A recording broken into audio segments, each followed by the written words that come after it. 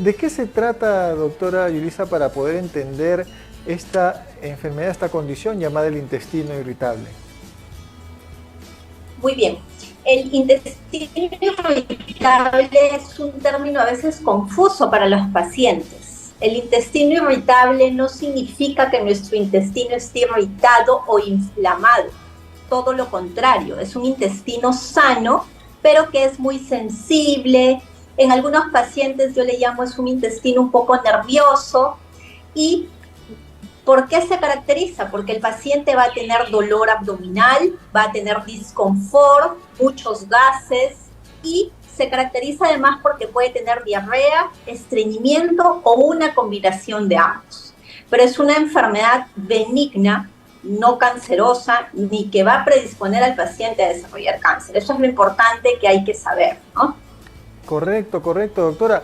Qué importante definición, amigos, que estamos escuchando hoy día de parte de la doctora Yulisa respecto de este intestino irritable, que todo lo contrario a lo que su nombre de pronto dice, irritable en el sentido de que no hay una irritación, en el sentido de una inflamación, de una alteración anatómica en el intestino, pero sí irritable, doctora, de repente en el contexto emocional, ¿no? O sea, justamente nosotros referimos el tema de irritación cuando uno está irritado, está fastidiado, nervioso, de pronto, bajo ese contexto de repente podríamos asociar el nombre. Doctora, pero ¿por qué? ¿Qué pasa? ¿Por qué el intestino podría alterarse de esta manera en cuanto a su función? Porque aparentemente en la forma está íntegro.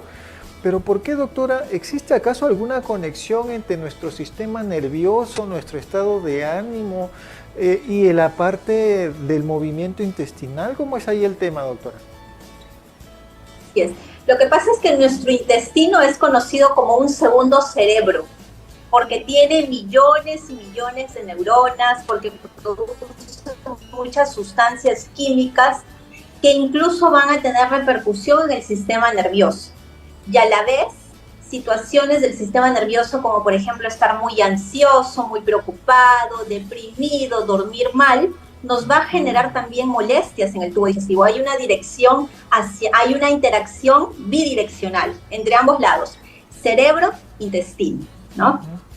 Qué importante, doctora, qué interesante entonces esta relación, porque es cierto, ¿no? Incluso, doctora, si me permite, hay una frase coloquial muy popular, ¿no? De que cuando uno está nervioso, por ejemplo, dice, siento mariposas en el estómago, dice, ¿no? Y efectivamente esa frase coloquial, amigos, nos hace entender, nos hace recordar de que existe una relación íntima, como está mencionando y ahora afirmando ya la doctora, entre nuestra parte emocional, entre nuestro cerebro y el movimiento de nuestros intestinos, la funcionalidad de nuestros intestinos. Entonces, entendiendo esta relación tan importante, pues doctora, podemos comprender de que el intestino, como bien dice usted, puede cambiar, puede alterar su función y generarnos una serie de síntomas, pues especialmente si hay esta conexión de pronto nerviosa. Justamente, doctora, ¿qué personas están más predispuestas a tener este síndrome de intestino irritable? Muy bien, usualmente son personas jóvenes que están en época productiva, generalmente mujeres jóvenes, personas que están sometidas a situaciones de estrés, que tienen desórdenes en la conducta de la alimentación, que comen a deshoras, mucha comida chatarra, o que incluso también tienen un antecedente familiar, ya sea el padre, la madre, el hermano, que tuvieron o que tienen síndrome de intestino irritable, ¿no? Por mencionar algunos factores, que son muchos más.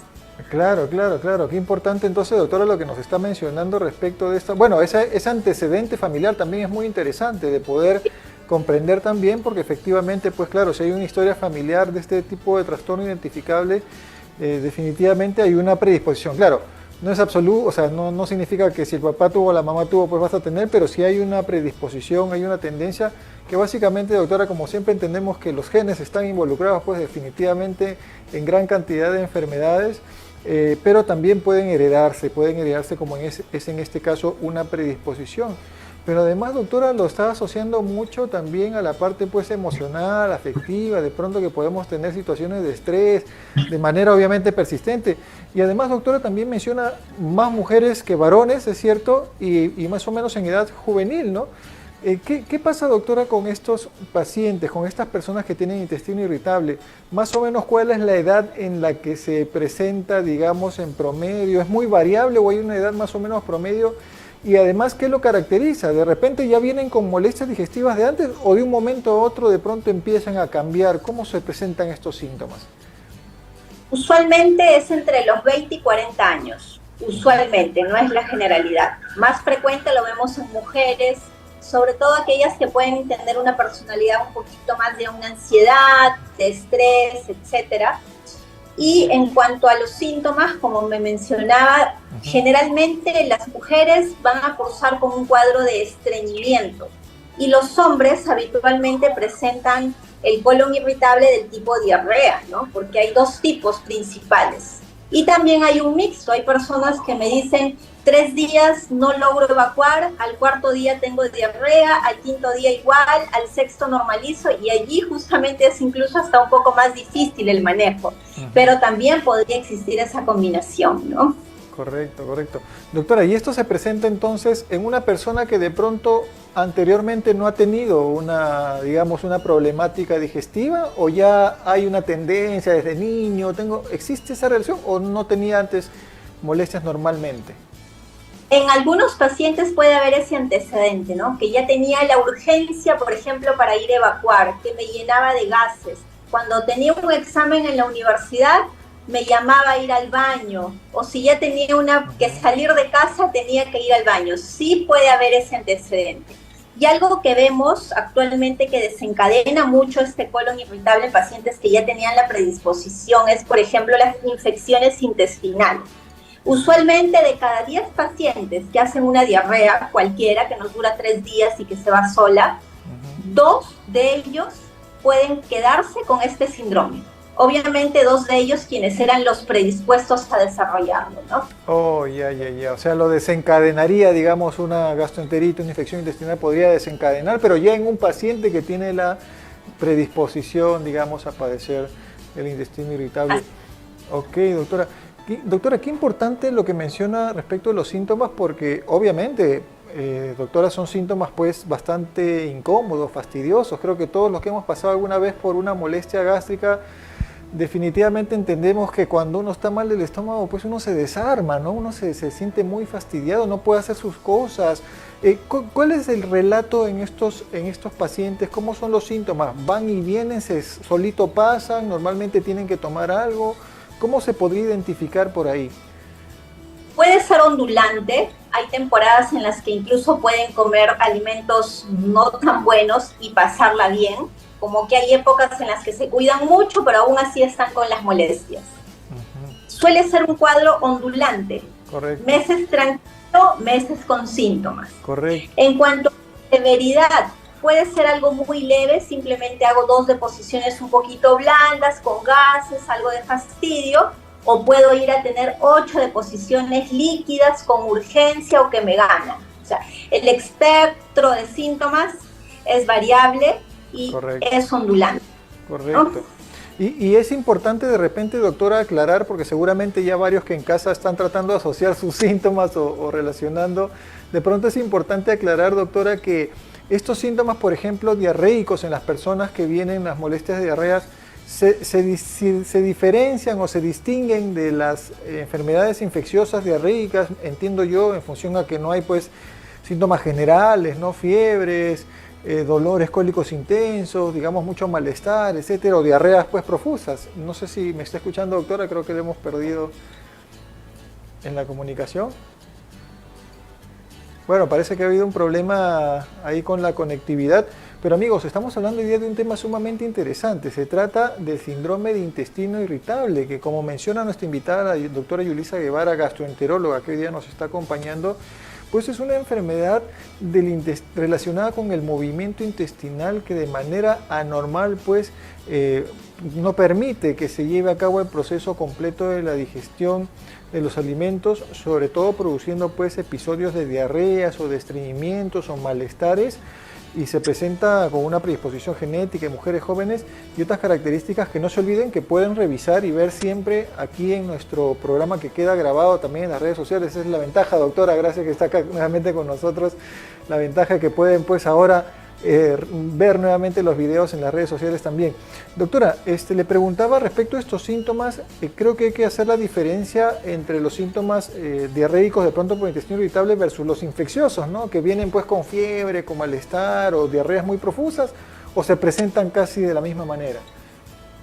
No, un cuadro de síndrome de intestino irritable suele ser más insidioso, o sea, más de varias semanas, de meses de evolución, que va y viene, ¿no? En cambio, un cuadro infeccioso intestinal suele ser más aparatoso, agudo, con otros síntomas, fiebre, dolor de cabeza, náuseas, presencia de moco, sangre en las heces, ¿no?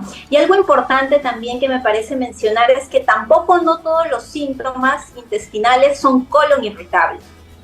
Hay que tener en cuenta que también podemos mal diagnosticar y decir esto es colon irritable a otras patologías. Es importante descartar otras patologías, sobre todo en el Perú, los parásitos, la enfermedad inflamatoria intestinal que la vemos en aumento, y sobre todo los cánceres, que incluso lo podemos ver ahora en gente joven, de 40 años aprox, vemos más frecuente los cánceres, ¿no? Claro, claro, claro. Bueno, de hecho que obviamente, para que no se asusten nuestros televidentes, claro, es ahora más frecuente que antes el ver un cáncer de una persona joven. No significa que pues obviamente vaya a tener usted diarrea o estreñimiento, y el cáncer sigue siendo, digamos, una opción, doctora, tengo entendido, bastante más alejada, sí. Pero eso sí, doctora, justo me ganó en la pregunta en el sentido de cómo diagnostican los especialistas entonces el intestino, o cómo diagnostican finalmente los médicos el intestino irritable. Me está hablando más de descartar otras cosas de pronto.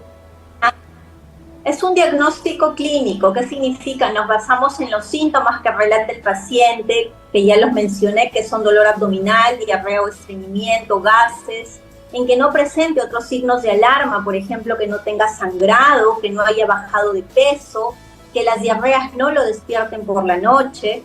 Y importante es hacer algunos exámenes de heces, exámenes de sangre, e incluso si es pertinente, en algunos pacientes hay que hacer endoscopías y colonoscopías, sobre todo ya los pacientes mayores de 45 años, ¿no? Correcto, qué importante, doctora, lo que nos menciona. Amigos televidentes, están escuchando que el diagnóstico del intestino irritable básicamente es eminentemente clínico. Quiere decir que el doctor, luego de que lo escucha, consulta con usted cuáles son sus síntomas, sus molestias, las identifica, le hace su examen físico correspondiente y manda además otros exámenes complementarios para descartar básicamente la presencia de otras posibilidades orgánicas que puedan estar dañando efectivamente el intestino y puedan ser la causa de sus síntomas. Una vez, doctora, entonces básicamente podemos mencionar de que esta condición se diagnostica eminentemente de manera clínica y por descarte, además de otras condiciones que puedan estar afectando. Así es un diagnóstico de descarte. No existe una prueba que le diga, por ejemplo, tomes esta muestra de sangre y le voy a diagnosticar colon irritable. No es como en la diabetes, ¿no? Que te miden tu glucosa, tal valor, ya, ok, eres diabético. Acá no, es un diagnóstico de descarte. Importantísima información, doctora. Vamos al tratamiento y la prevención, doctora. ¿Existe tratamiento actualmente para el colon irritable con medicinas y tiene algo que ver también la parte psicológica? ¿También se da un apoyo por ahí? El tratamiento básicamente es restringir algunos alimentos temporalmente, tampoco hay que ser muy agresivos ni limitar al paciente. Usualmente hay una lista de alimentos a evitar, lo cual ya se va a ir probando en los días, semanas siguientes, cuál tolera bien o no el paciente.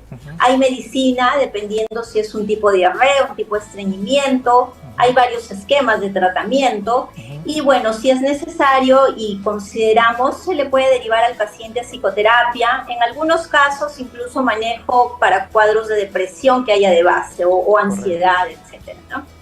Perfecto, perfecto, doctora. Finalmente, ¿alguna manera de prevenir, doctora? O básicamente en este caso la detección oportuna sería lo más importante. Prevenir el síndrome de intestino irritable como tal es un poco complicado porque básicamente ya lo tenemos impreso en nuestros genes que en algún momento lo vamos a desarrollar, ¿no? Pero más que todo evitar esas crisis de colon irritable en pacientes que ya lo tienen, ¿no? O sea, Correcto. básicamente los estilos adecuados de alimentación, evitar excesos, evitar comida chatarra, evitar comer mucho por las noches, tratar de comer a las horas. Una buena higiene por ese lado es lo que va a ayudar a prevenir estas crisis.